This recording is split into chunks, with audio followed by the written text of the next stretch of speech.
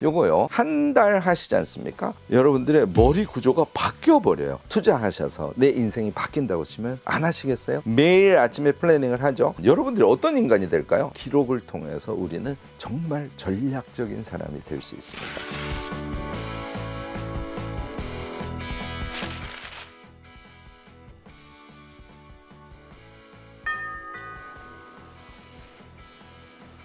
안녕하세요 여러분, 명지대학교에서 기록학을 전공하고 있는 김익환이라고 합니다. 여러분들께 오늘은요, 기록 얘기, 실생활에 정말 필요한 기록 얘기를 조금 하려고 합니다. 제가 25년 동안 기록학을 했어요. 25년 동안 공공기관의 기록관리, 무슨 예술기관의 미술 아카이브, 기업도 기록 관리를 해야 되지 않습니까? 이런 것을 어떻게 하면 되는지 컨설팅도 하고 논문도 쓰고 이렇게 살아왔다가 얘를 잘 생각해 보니까 우리 개인의 삶에 도입을 하면 너무너무나 우리 모두가 성장하는 삶을 살 수 있을 것 같더라고요. 자, 그러면 어떻게 해야 되는지에 대해서 하나씩 짚어보는데요. 여러분들께 메모를 하라 그러면 메모를 엄청 많이 하면 좋다고 생각하시는 분들을 그동안 많이 만나왔어요. 10이면 9이 그렇습니다. 여러분들 전혀 그렇지 않습니다. 메모, 기록의 첫 번째 중요한 것은 조금 쓰는 거예요. 다시 말해서 내가 책을 읽다가 뭔가 깨달음이 있어. 내가 책을 읽고 전체적인 맥락이 파악돼서 그러면 빼곡하게 쓰는 게 아니라 정말 극단적인 수준으로 요약하는 방식으로 메모를 하시는 거, 이거 여러분들 꼭 기억하셔야 되고요. 그러니까 많이 쓰는 습관을 일단 없애셔야 돼요. 두 번째, 메모를 하라 그러면 책을 보고 옆에 쓰고 책을 보고 옆에 쓰고, 사실 우리가 중고등학교 다닐 때 그렇게 노트를 많이 했거든요. 이거 안 됩니다. 메모와 기록의 핵심은 자기 안으로 들어갔다가 나오는 거예요. 다시 말해서 책을 보면 인식을 할 거 아닙니까? 강의를 들으면 또 인식을 할 거 아닙니까? 사람들과 대화를 하면 그것을 내 방식으로 이해를 할 거라고요. 그러니까 안으로 집어넣어서 이해를 하는 거죠. 그 이해한 것을 밖으로 끄집어내는 그런 메모 기록을 하셔야 그것만 의미가 있습니다. 이걸 이제 자기화라 그러는데요. 그러니까 극단적으로 요약하시고요. 그 다음에 자기식으로 자기화된 것을 자기 생각을 토대로 해서 메모하고 기록하는 거, 이걸 꼭 기억하셔야 되고요. 그 다음에 메모에 대한 제일 큰 오해 중에 하나가, 내가 지금 이걸 잊어버릴 수 있으니까 메모를 해둬야지, 이러고 메모를 하시는 거예요. 극단적인 요약을 하라고 했지 않습니까? 저는 어떻게 하냐면요, 예를 들어서 책이 300쪽이에요. 그러면 6개의 장으로 돼 있다고 생각하면 한 개 장에 몇 쪽? 계산하세요 빨리. 50쪽입니다. 그죠? 6, 5, 30이니까. 이 50쪽 정도 되는 한 개 장을 저는 쭉 다 읽고 그 다음에 메모를 합니다. 어떻게 하는 거냐면, 책을 두세 쪽 읽어서 그런 내용이구나. 또 두세 쪽 읽어서 그런 내용이구나. 그런 내용이나 이렇게 될 거 아니에요. 얘를 생각을 쭉 이어주는 거예요. 계속 반복해서 저는 책을 읽으면서 맞아, 그런 얘기였고 그런 얘기였고 이렇게 계속 머릿속으로 되뇌어져요. 처음엔 잘 안 됩니다. 저처럼 되려면 시간이 꽤 걸립니다. 이게 가능한 사람은 어떻게 할까요? 네, 한 개 장 50쪽 60쪽 된 것을 쭉 한꺼번에 읽고 그 다음에 메모를 하는 거예요. 어떻게?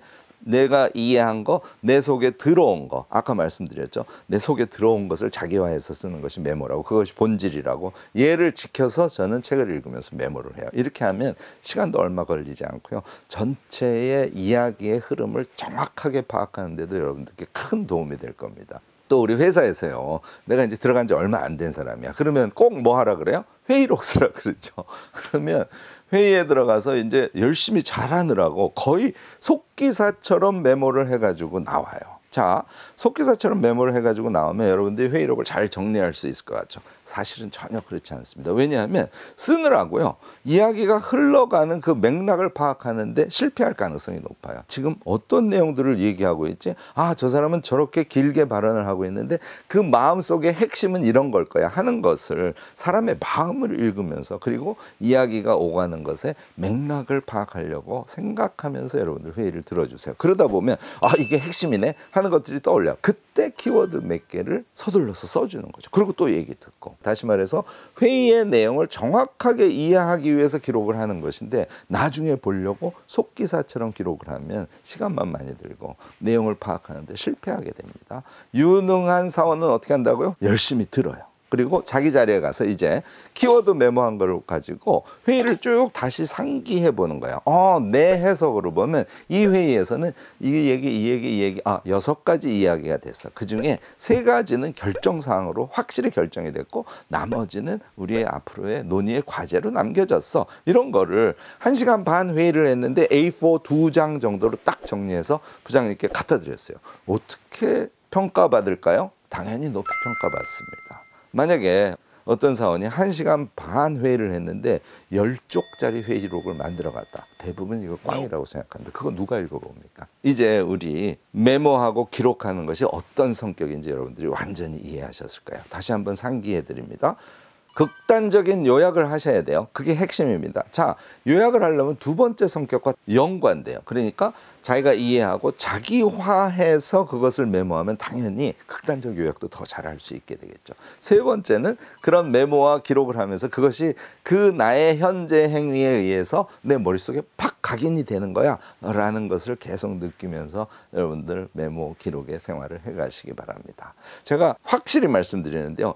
잊어버리지 않으려고 메모해 놓고 나중에 이걸 봐야지 하면 어떻게 된다고요? 반드시 잊어버려요. 메모는 나중에 보기 위해서 한다고 생각 마시고요. 현재 그 메모를 하는 행위를 통해서 그 내용이 나에게 각인된다. 내 뇌에 팍 박힌다. 그러니까 지금 기억하기 위해서 메모한다. 기록한다. 이렇게 꼭 생각해 주시기 바랍니다. 우리 내비게이션 보고 운전하느라 어떻게 해요? 지리를 다 잊어버리잖아요. 노래방 가서 노래방 기계로 가사를 보면서 노래를 하니까 여러분들 노래 가사 요즘에는 못 외우죠? 심지어는요 스마트폰에 식구들 핸드폰 번호까지 다 입력이 돼 있잖아요. 그리고 이름 보고 누르지 않습니까? 나이 드신 분들이요 부부끼리 핸드폰 번호 모른다고 싸운다니까요. 여러분들 이 원리 생각하시면 금방 알 수 있습니다. 메모하고 기록한 것을 나중에 보는 것이 유용합니다. 그것을 제가 부정하는 건 아니에요. 그런데 그걸 위해서 메모를 하시면 여러분들 기억을 할 수 없다는 거, 이것도 꼭 여러분들 머릿속에 넣어두시고요. 앞으로는 메모하고 기록하시면서 내가 그것을 각인시켜서 이 순간, 정확하게는 전두엽이죠, 요 뇌 부분에 탁 집어넣을 거야 라고 생각하시면서 메모하시기를 바랍니다. 그래서 제가 생각하는 3가지 영역의 기록을 구체적으로 소개하면서요. 자, 첫 번째, 일상 기록이라는 용어를 쓰는데요. 아침에 일어나서 뭐하고 밥 먹고 그다음에 나갈 준비하고 출근하고 출근해서 이제 일하고 이렇게 우리 생활을 쭉 할 거 아닙니까? 그 행위를 할 때마다 노트를 펴세요 하는 얘기예요. 1시간이나 1시간 반 정도 행위를 한 다음에 노트를 펴라고 했지? 라고 떠올리시고 노트를 펴시기 바랍니다. 그리고 시간 쓰고 내용 쓰고 한 줄이 넘어가면 안 돼요. 아주 간단하게 쭉 일지처럼 써두시는 거예요. 아이고 그거 바쁜 세상에 그걸 언제 합니까? 그런데요 한 줄씩 쓰기 때문에 시간은 정말 얼마 걸리지 않습니다. 한 줄을 쓰는데 몇 초? 많이 걸리면 1분이에요. 그거 여러분들 투자하셔서 내 인생이 바뀐다고 치면 안 하시겠어요? 이렇게 일상 기록을 수시로 쓰는 사람은요. 자, 저녁이 됐어요. 아침부터 저녁까지. 자기 전에 일기 쓰려고 해요. 어떻게 한다고요? 아침에 일어나서부터 일기 쓰려고 하는 그 시점까지를 영화 보듯이 쭉 돌려보는 거예요. 아이고 교수님, 제가 이야기를 듣고 해보려고 했더니 생각이 툭툭 끊겨가지고 거의 생각이 안 나던데요. 네, 그럴 때는 일상 기록 쓴 거, 리스트를 쓴 거 있죠. 시간, 내용, 얘를 쭈르륵 한번 봅니다. 처음에는 자주 보시는 게 좋아요. 그리고 보고 생각하고 요거요. 한 달 하시지 않습니까? 여러분들의 머리 구조가 바뀌어 버려요. 헐, 이제는 내가 저녁 때가 되면 아침부터 저녁 때에 나의 생활이 쭉 영화 보듯이 그려지네. 너무너무 신기할 겁니다. 요 단계를 여러분들이 넘지 않습니까? 그러면 일상 기록의 위력을 알게 돼요. 요게요, 발터 베냐민이라는 철학자 아시는 분들 계실 텐데요. 발터 베냐민의 기억론이 또 아주 재밌는 측면이 있습니다. 용어로는 메시아적 시간관이라 그러는데요. 무슨 얘기냐면 신은 이 영겁의 타임을 사시는 분이잖아요. 그러니까 우리 인간이 1년 살고 2년 살고 하는 시간은 정말 분초로밖에 안 느껴진다는 거예요. 그러니까 신이 저를 보고 전봉준 장관을 생각하면 어떻게 보실까요? 김익환의 형님뻘 이렇게 생각할 거 아닙니까? 저를 보고 이순신 장관을 생각하면 어떻게 신이 생각하실까요? 김익환의 삼촌. 이해 가세요? 그러니까 시간이 압축적으로 느껴지는 그런 감각을 메시아적 시간관이라고 그래요. 아까 제가 말씀드린 대로 아침부터 저녁까지 자신의 일상이 쭉 영화 보듯이 떠올라. 이거 한번 떠올리는데 길게 보면 5분, 보통 한 2분 정도 생각합니다. 여러분들 2분 동안 생각을 이어가는 게 쉽지는 않아요. 한 달 하시면 그게 가능해지는데요. 자, 그러면 어떤 느낌? 나의 일상이 현재 착 달라붙는 그런 느낌이라고 생각하시면 돼요. 틀림없이 지나간 하루의 과거인데 현재 아주 가깝게 있는 거예요. 자, 여러분들 어떤 느낌이 오세요? 아, 내가 나의 지나간 여러 감각들, 내가 그 사이에 했던 일에서 받은 노하우, 내가 읽은 책, 다른 사람이랑 이야기하면서 그거 되게 중요한 얘기인데 하고 생각했던 것, 그것이 어디로 가 있다고요? 보통은 그냥 소모돼 버리잖아요. 날아가 버리잖아요. 왜냐하면 기억을 하지 않으니까. 다 지나간 걸 버려버리니까. 그런데 제가 말씀드리는 일상 기록을 쓰고 걔를 보면서 자꾸 되뇌어주고, 그래서 과거가 현재 착 붙는 느낌으로 삶을 살아가는 사람은 어떤 삶? 누적적 삶을 살아가는 거예요. 우리 그렇게 삶을 살아야 점점 지적으로도 풍요로운 사람, 생각도 깊어지는 사람, 그런 사람이 될 수 있지 않을까요? 이런 삶을 살면 어떤 측면에서 또 좋냐면요, 요걸 이제 수행성이라고 하는데요, 우리가 어떤 삶을 살아왔는지 하루를 기억하면 일주일을 기억하고 한 달을 기억하고, 상대적으로 좀 많이 지나간 자기의 과거가 비교적 현재에 착 달라붙어 있는 그런 인식 구조를 가질 수 있어요. 그 사람은 내가 여태까지 해왔던 것을 상당히 선명하게 기억하는 사람이기 때문에요. 아, 내가 무엇을 잘하지? 아, 내가 무엇을 좋아하지? 아, 내가 정말 바라는 게 무엇이지? 다시 말해서 자기 자신을 바라보는 눈이 엄청 좋아진다는 거예요. 그러니까 내가 수행해 온 것을 나로 인식하는 것이 점점 더 가능해진다, 이렇게 생각하시면 됩니다. 나 자신을 나로 느끼면서 살아갈 수 있기 때문에 제가 그런 것을 강력하게 여러분들께 권하는 것이죠. 자, 두 번째 기록 유형을 말씀을 드릴게요. 우리가 이제 뭔가를 하려고 그래. 일을 시작해. 또는 어떤 사람을 만나기 직전이야. 이럴 때 그 일과 그 사람과 만날 것에 대해서 간단하게 기록을 해보는 거, 요거를 이제 생각 기록이라고 하기도 하고요. 일의 경우에는 그 일을 어떻게 할까를 구상하는 거니까 구상 기록이라고도 합니다. 여러분들 아침에 일어나서 플래너 쓰라 그러니까 플래너 쓰는 게 좋다는 건 누구나 다 알아요. 8시에서 8시 반까지 뭐하고, 8시 반에서 9시 반까지 뭐하고, 9시 반에 출근해가지고서는 10시까지 뭐하고, 이렇게 정말 시간 단위로 촘촘하게 플래닝을 하시는 분들이 생각보다 엄청 많습니다. 자, 이렇게 하면 어떤 현상이 발생할까요? 점심때가 되면 역시 난 안 돼. 왜?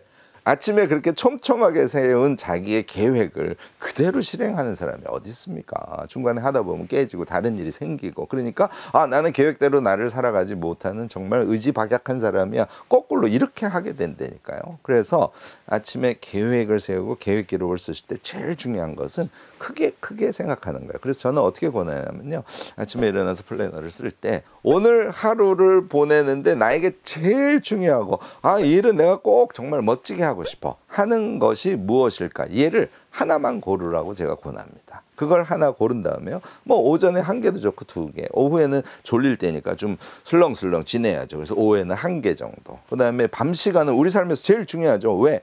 쉼이 있는 시간인데다가 내가 나를 들여다보고 나를 성장시킬 수 있는 시간이잖아요. 그래서 밤 시간 되게 중요해서 한 2개 정도, 그렇게 4개나 5개 정도를 머릿속으로 생각을 하신 다음에 걔를 이제는, 아까 제가 일상 기록은 영화 보듯이 돌려보라 그랬죠. 요번에는 자기가 생각한 것을 시간을 미래로 가는 거예요. 그러니까 시뮬레이션 돌려보듯이 쭉 생각을 돌려보시는 거예요. 이것까지 하면 여러분들 생각 능력이 엄청 발전합니다. 저의 정신, 마음, 저의 생각으로 충분히 소화된 것을 쓰는 것이 메모이자 기록이라고 그랬잖아요. 플래너도 마찬가지예요. 이렇게 생각을 충분히 해준 다음에 한 5가지만 써주세요. 자, 어떤 사람은 제가 이렇게만 해도 어떻게 매일 플래너를 씁니까? 인생을 그렇게 각박하게 살아야 됩니까? 이러시는 분들이 있어요. 그렇지 않습니다. 4개나 5개만 쓰는 인생은 우리에게 자유의 공간을 너무너무 많이 열어줘요. 그래서 저는 계획 안에 자유 있다, 이렇게 항상 여러분들께 권합니다.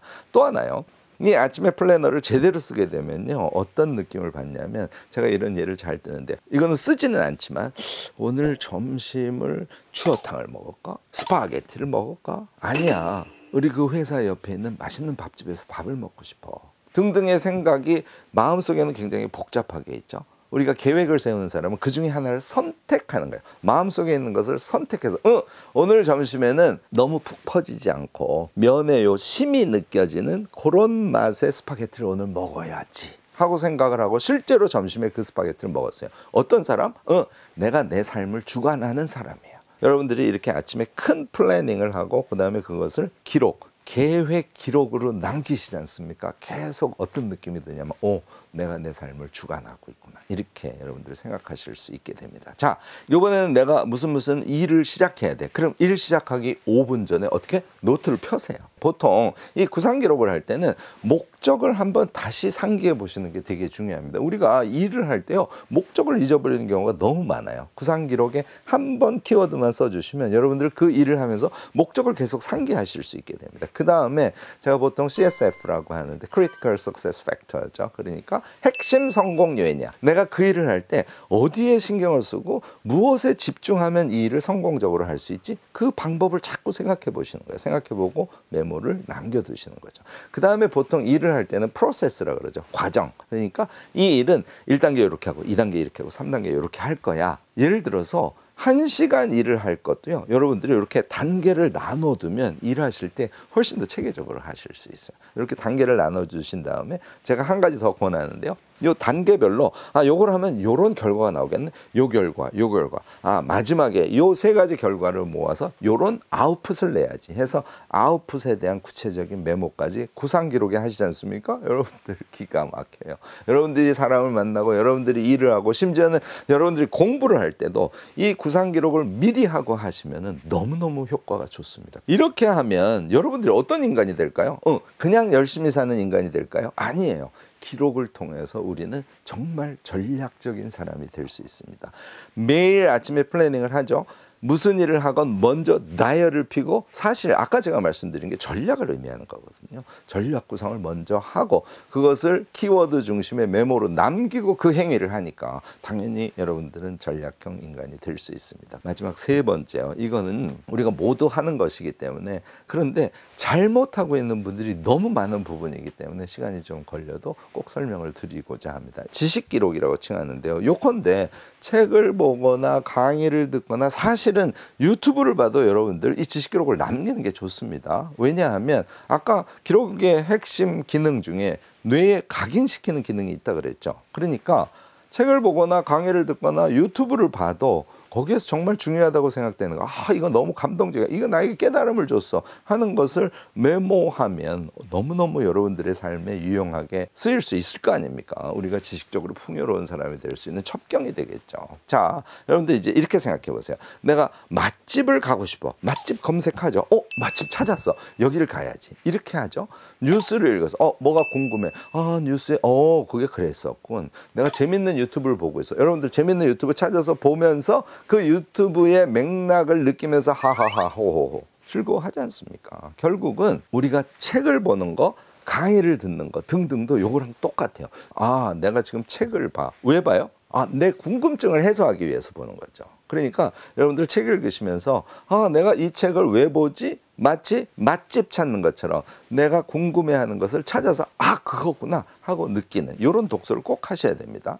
무슨 얘기냐 하면, 책을 읽어도 그냥 그 저자가 이야기하는 책의 내용에만 빨려 들어가지 말고요, 자기 생각이 있어야 되는 거예요. 내가 무엇을 궁금해하지? 궁금해하는 것을 저자가 이렇게 얘기하는 걸 내가 이해를 했어. 그러면 심지어는 그 저자의 이야기에 대해서 내 생각은 뭐지 하고도 생각을 해보셔야 돼요. 제가 계속 반복해서 쓰는 단어가 뭐죠? 생각입니다. 그러니까 이 지식 기록이라는 것도 기본은 생각이라는 거예요. 수강을 하고 있어요. 인터넷에서 강의, 너무너무 재밌는 강의, 그 내용 정말 좋네. 이거는 내가 내 지식으로 흡수해야지. 요게 이제 이해의 상태예요. 그러니까 한 2분 듣다가 그렇구나, 이게 되게 중요한 내용이네, 이렇게 느낌이 오면 순간에 생각을 해요. 머리를 들어요. 그런 얘기하지, 이렇게. 근데 또 쭉 들어요. 되게 중요하네. 그러면 요번에 2가지 됐죠. 그러면 첫 번째는 요거, 두 번째는 요거, 이렇게 생각을 해주는 걸 생각의 이음이라 그래요. 책 읽을 때 똑같아요.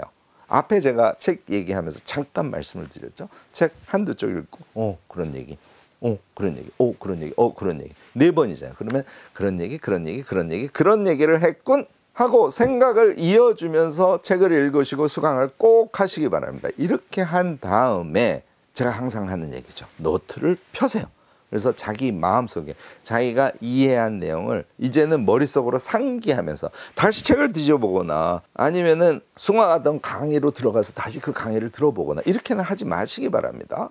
가능하면요. 꼭 그런데 보고 싶은데 기억이 너무 안 나. 그때 살짝 보는 것 정도 이게 허용된다고 생각하시고요. 결국은 생각의 이음을 계속 하시면서 이 생각의 이음이 쌓이면 노트를 펴고 거기에다가 핵심적인 키워드 위주로 노트를 하시기 바랍니다. 아까 제가 독서 카드 얘기를 했죠. 가능하면 여러분들 대자 제일 큰 독서 카드를 쓰시는 게 좋습니다. 거기에다가 자기 생각을 써보시는 거예요. 독서 카드 만드는 습관이 여러분들이 붙으시면요, 평상시에 메모를 엄청 많이 해두고 그중에 엑기스가 되는 것을 다시 자기 생각으로 버무리고 정리해서 기록이라는 걸 만드실 수 있게 돼요. 자, 카드가 엄청 쌓이면 여러분들은 어떤 사람? 네, 지식적으로 엄청 유능한 사람이 되는 거예요. 우리 모두 이렇게 해서요, 더 이상 나는 좀 무식해, 나는 글을 써도 꼭 초등학생이 쓴 것 같아, 이렇게 자기를 의심하지 말고요, 노트 하시고 독서 카드 만들고 이렇게 하면서 자신의 지식과 생각이 깊어지도록 만든 다음에 그것을 그대로 종이 위에 표출하면 뭐가 된다고요? 수준 높은 글이 될 거 아닙니까? 이런 것을 하실 수 있는 우리 모두로 좀 성장하면 좋지 않을까 싶습니다.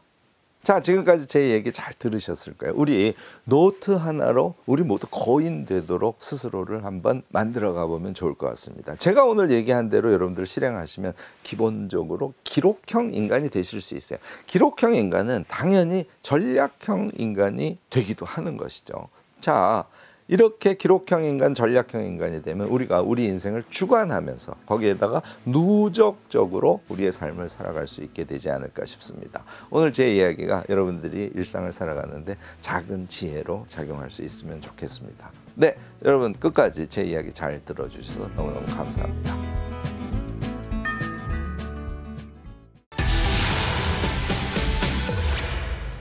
챗GPT가 생기면은 이런 직업이 없어지고 저런 직업이 없어져. 이거는 너무 우리 수세적인 얘기 아닙니까? 다른 사람과 동일한 수준에서 하려고 하면 챗GPT에 의존하시면 되고요. 자기다운 삶, 내가 그래도 좀 더 유능한 사람, 정말 다른 사람에게 감동을 주는 행위를 하고 싶어, 이런 사람은 한 가지는 여러분들이 기억하셔야 돼요.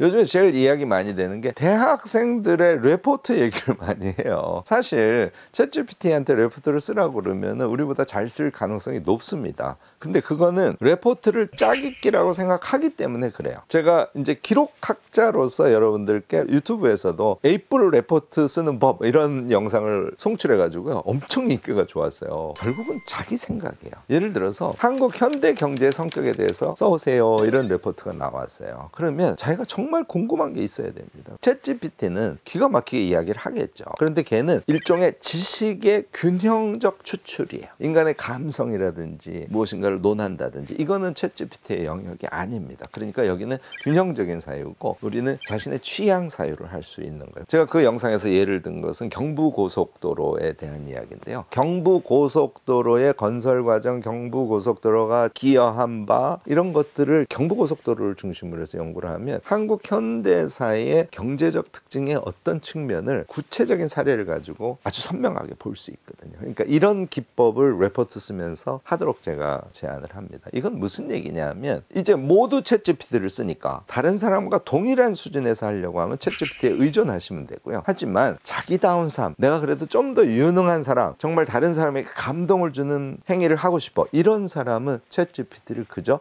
친구에 두는 것이 좋습니다. 예를 들어서 내가 습관에 대해서 뭐 한번 정리를 해봐야지, 그러면 옆에 챗GPT라는 친구가 있어. 그러면 그 친구한테 습관과 관련된 블로그 지식들을 모아서 그 중에 내용이 아주 훌륭한 것만 3가지로 좀 정리해 줄래? 이렇게 질문을 하면 기가 막히게 정리를 해요. 심지어는 어디까지 가능하냐면요, 챗GPT가 낸 3가지의 답을 보고 좀 마음에 안 드는 게 있어. 그럼 이거는 내 생각이랑 좀 다른데 이것과 다른 것을 좀 찾아볼래? 그러면 또 답을 줘요. 그러니까 옆에 너무너무나 편리한 친구를 뒀다 생각하시면 됩니다. 우리가 이제 보통 구글링 한다 그러죠. 검색의 경우는 이 찾는 것을 자기가 다 해야 되고, 찾은 다음에 내용을 읽고 종합하는 거, 이 신테시스라고 하죠. 이거는 우리의 몫인데 이걸 챗GPT가 해준다는 거예요. 너무너무나 저는 감사하다고 생각합니다. 그러면 챗GPT의 역할과 저의 역할은 어떻게 다르냐?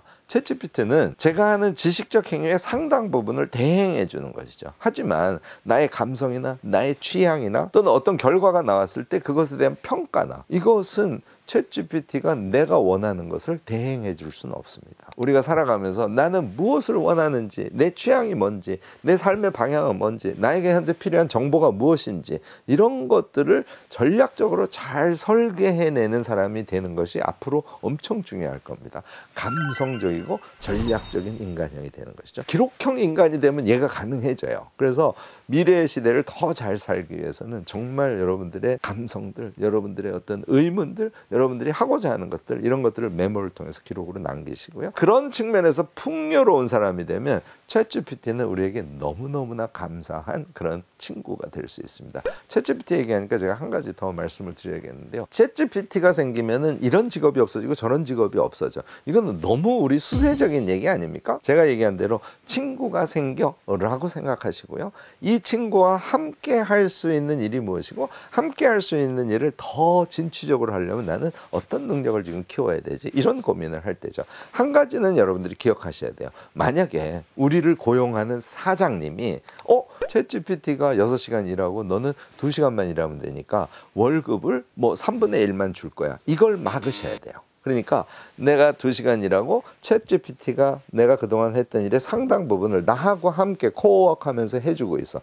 그래도 나는 9시간 노동의 월급을 받을 수 있는. 결국은 노동의 대가와 관련된 문제이지 우리의 직업을 챗GPT와 같은 문명의 이기가 뺏어가는 그런 문제는 아니에요. 다시 정리합니다만 챗GPT는 우리의 친구이고 챗GPT의 시대가 됐을 때 우리의 노동의 성과는 챗GPT를 친구로 둔 우리의 능력의 결과로서의 노동이지 않습니까? 그래서 그 결과를 높이 평가받을 수 있는 그런 자본의 배분의 문제죠. 그런 것들을 더 신경 쓰는 게 챗GPT와 관련해서 핵심 이슈라고 저는 생각합니다.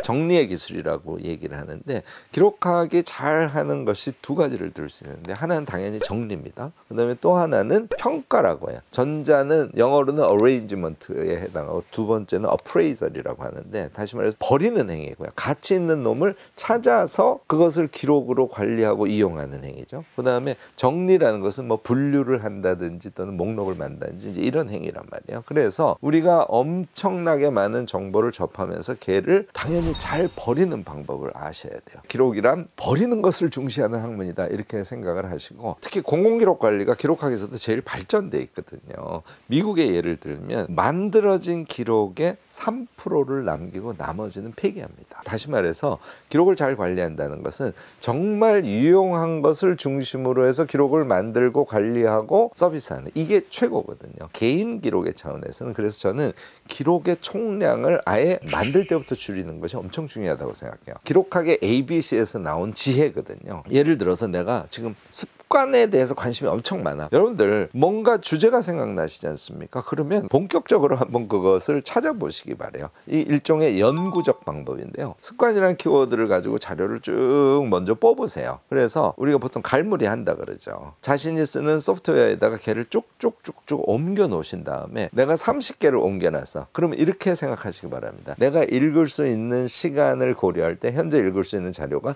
4개야. 그러면 26개를 버리는 작업을 먼저 해주셔야 돼요. 좋은 놈을 고르고 나쁜 놈을 버려주는 거. 이걸 제가 기록학에서 appraisal이라고 한다 그랬지 않습니까? 모으신 정보도 미리 추려서 엑기스만 보는 습관을 가지셔야 되고 습관에 대해서 책 2권을 읽고 공부를 해서 나는 습관에 대해서는 이런 이해를 가지고 나의 일상에서의 습관 전략은 이렇게 할 거야. 이렇게 아웃풋으로 정리해 보도록 여러분들 노력하시는 게 좋습니다. 자신의 생각의 수준에서 충분히 정리해서 최소한의 기록을 만드는 그런 요령을 제 얘기를 통해서 여러분들이 인식하시면 좋을 것 같습니다.